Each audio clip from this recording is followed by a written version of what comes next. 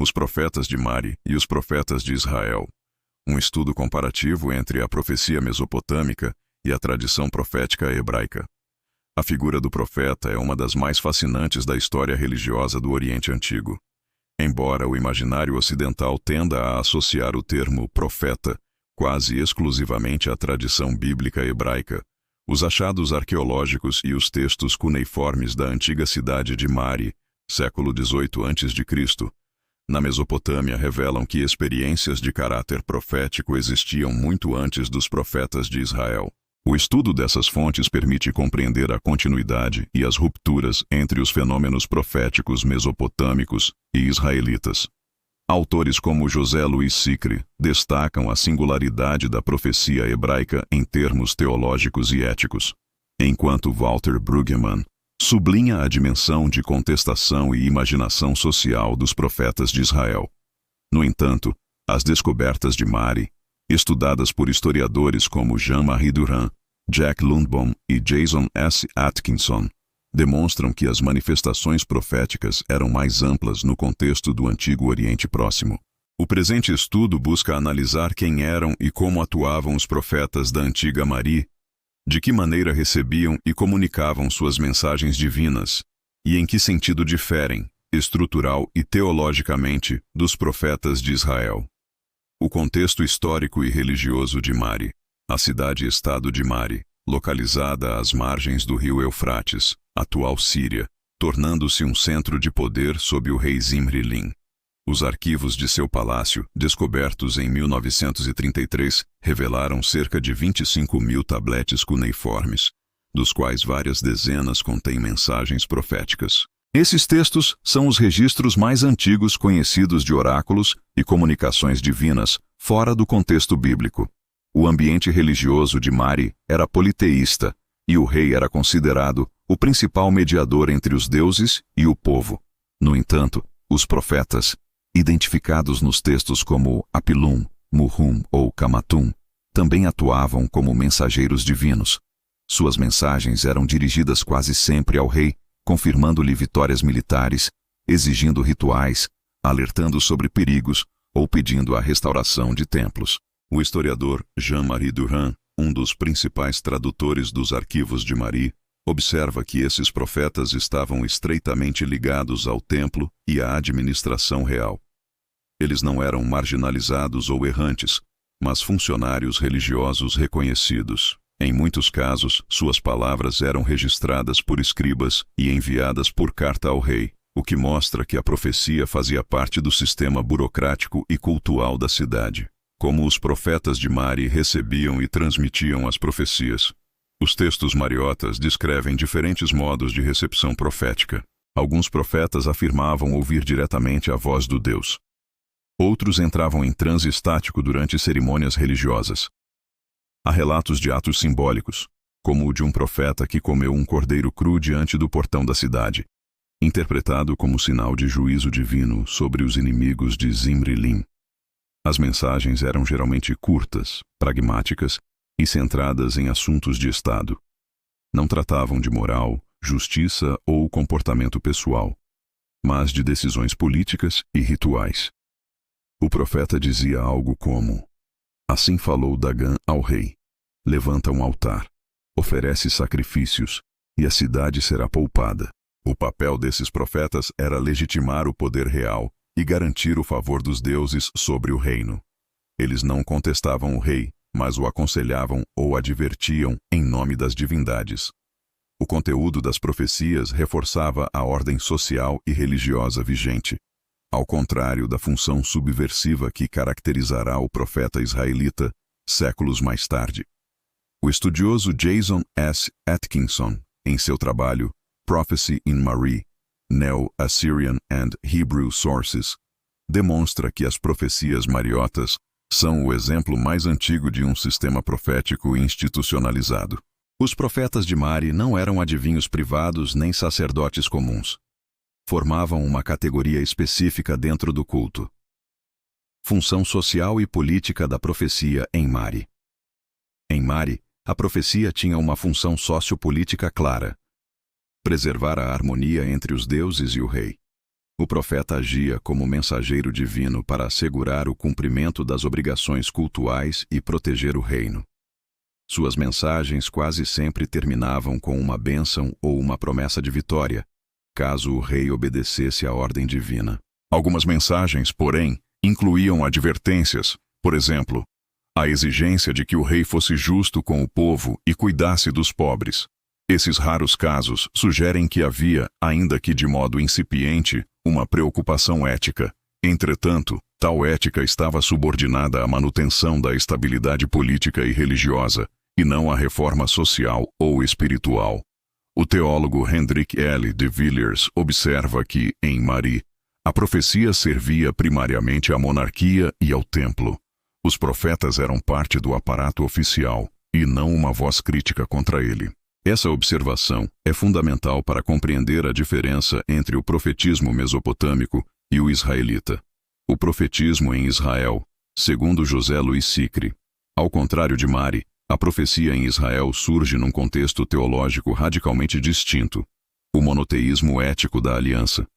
Conforme ensina José Luiz Sicre, em Profetismo em Israel, o profeta, os profetas, a mensagem. O profeta israelita é antes de tudo um vocacionado, alguém chamado pessoalmente por Javé para comunicar sua palavra, mesmo contra sua vontade.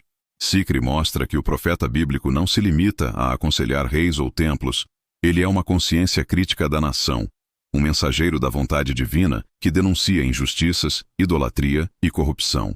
Enquanto os profetas de Mari confirmavam o poder, os de Israel frequentemente o desafiavam. O profeta bíblico é marcado por 3 características principais: vocação pessoal e gratuita, o chamado de Javé, muitas vezes dramático, como em Isaías 6 ou Jeremias 1, mensagem ética e social, defesa do pobre, do órfão, da viúva e denúncia da opressão, esperança escatológica, anúncio do juízo e da restauração, revelando uma teologia da história. Essa estrutura não aparece em Mari. O profeta hebreu fala em nome de um Deus que exige justiça e fidelidade, e sua palavra transcende o momento político. Para Sicre, a originalidade de Israel está em transformar a profecia em um movimento teológico e literário, capaz de gerar um corpo de textos, Isaías, Jeremias, Amós, Miqueias, que se tornaram patrimônio espiritual duradouro. A leitura de Walter Brueggemann, A Imaginação Profética. Para Walter Brueggemann, especialmente em The Prophetic Imagination, 1978, e Prophetic Leadership, o profeta de Israel, é uma figura de resistência espiritual que se opõe à consciência régia, o sistema ideológico de poder que legitima a opressão e o conformismo. Segundo ele, a missão profética consiste em subverter a ordem dominante por meio de uma nova imaginação teológica. O profeta denuncia a realidade injusta, lamenta as perdas da comunidade e anuncia uma alternativa possível pela fé em Javé. Brueggemann destaca que essa imaginação profética é única em Israel, porque nasce do encontro entre fé monoteísta e experiência histórica de libertação. Enquanto outras culturas do Antigo Oriente possuíam adivinhos e oráculos, somente Israel desenvolveu uma tradição profética que questionava o poder em nome de um Deus ético e pessoal. Alguns intérpretes entenderam essa posição como uma afirmação de que os profetas existiram exclusivamente em Israel. Contudo, uma leitura cuidadosa dos escritos de Brueggemann mostra que sua intenção é ressaltar a originalidade teológica, não negar o fenômeno profético fora de Israel. Ele reconhece que outras culturas tinham mediadores religiosos, mas considera que apenas em Israel o profeta assume função crítica e libertadora. Assim, enquanto as mensagens de Mari reforçam o trono, as de Amós ou Isaías o questionam. Enquanto em Mari o profeta assegura o status quo, em Israel o profeta o destrói para abrir espaço à renovação divina. Comparação estrutural entre Mari e Israel. Origem e vocação. Os profetas de Mari eram ligados ao templo e à corte, função institucional. Os profetas de Israel tinham uma vocação pessoal divina, muitas vezes à margem do poder. A mensagem dos profetas de Mari era pragmática, política e ritual, centrada no rei.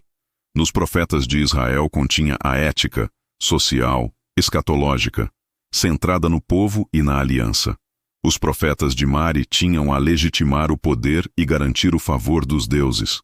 Os profetas de Israel contestavam o poder para restaurar a fidelidade a Deus. Os profetas de Mari estavam de cooperação. O profeta serve ao rei. Os profetas de Israel havia tensão e crítica. O profeta denuncia o rei. Em Mari, a profecia é instrumento do Estado. Em Israel, é a voz de Deus contra o Estado. Na transmissão da mensagem, os profetas de Mari registravam em cartas e relatórios. Os profetas de Israel eram oráculos preservados em livros proféticos. O impacto histórico de Mari foi local e limitado. Porém, dos profetas de Israel foi duradouro e universal, formando a ética ocidental. A originalidade do profetismo hebraico. Tanto Sikri quanto Brueggemann concordam que o profetismo de Israel representa uma inovação espiritual sem precedentes. Ele rompe com o padrão oriental de legitimação do poder e introduz um discurso de crítica social fundamentado em um Deus justo e transcendente. A ética profética israelita nasce da experiência do Êxodo e da aliança. Deus liberta o povo e exige justiça. Assim, o profeta se torna guardião da memória libertadora. Brueggemann afirma que a imaginação profética mantém viva a alternativa ao império, enquanto Sikri vê no profeta a voz que devolve sentido à história de um povo chamado à fidelidade. O profetismo hebraico não é apenas uma função religiosa, mas um movimento histórico, capaz de moldar a identidade de Israel e, por extensão, influenciar a tradição cristã e islâmica. Síntese das diferenças fundamentais. Em suma, podemos destacar 4 diferenças centrais entre os profetas de Mari e os de Israel. Natureza da mensagem. Em Mari, a profecia é utilitária e política. Em Israel, é ética e teológica. Papel social. Em Mari, o profeta serve à monarquia. Em Israel, o profeta frequentemente a desafia. Concepção de divindade. Em Mari, cada profeta fala em nome de um Deus local. Em Israel, há um único Deus que governa toda a história. Legado literário. Em Mari, as profecias são registros administrativos. Em Israel, tornam-se escritura sagrada. Essas diferenças explicam por que autores como Brueggemann enfatizam a originalidade do profetismo israelita sem negar as manifestações semelhantes em outras culturas. Conclusão. Os profetas da antiga cidade de Mari representam um estágio importante na história das religiões. Demonstram que a experiência de falar em nome de uma divindade era um fenômeno difundido na Mesopotâmia muito antes do surgimento de Israel. No entanto, as mensagens de Mari estavam ligadas ao poder político e careciam de dimensão ética universal. Já os profetas de Israel, conforme analisam José Luiz Sikri e Walter Brueggemann, transformaram a profecia em instrumento de crítica social, memória histórica e esperança escatológica. Eles não legitimavam reis, mas julgavam-nos em nome de um Deus único que exige justiça e misericórdia. Em Mari, o profeta servia ao trono. Em Israel, o profeta servia a Deus, mesmo que isso custasse o trono. Essa diferença é o que torna o profetismo hebraico, nas palavras de Brueggemann, uma alternativa radical à consciência imperial.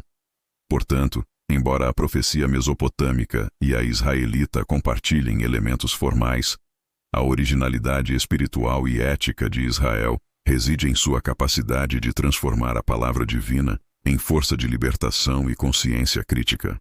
É nesse ponto que a tradição profética bíblica se distingue e se perpetua como uma das expressões mais elevadas da fé e da justiça na história humana.